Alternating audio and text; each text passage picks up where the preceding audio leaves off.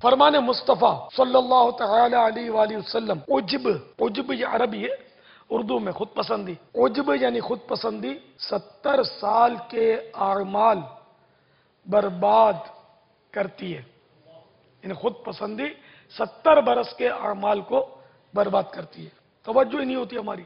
اچھا پھر یہ معلومات چونکہ نہیں ہوتی نا، تو اس لیے بھی ایسا ہوتا ہے کہ مطالعہ نہیں کرتے۔ تو خود پسندی سے کیسے بچیں؟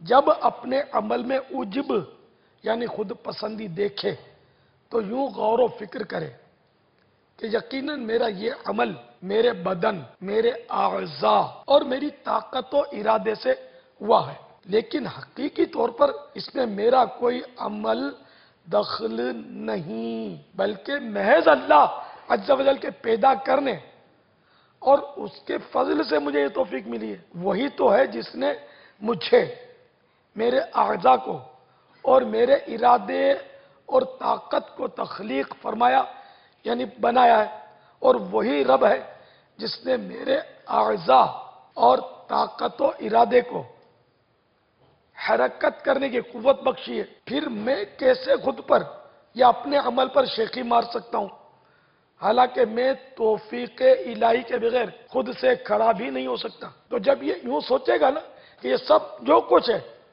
میرے رب کا، میں رب کی عطا کے بغیر ایک تنکا بھی نہیں لا سکتا، رب نہیں چاہے گا تو یہ کچھ بھی نہیں ہوگا۔ تو ہمارا ایسا اعتقاد پکا ہو جائے، خود پسندی انشاءاللہ جڑ سے کٹے گی انشاءاللہ۔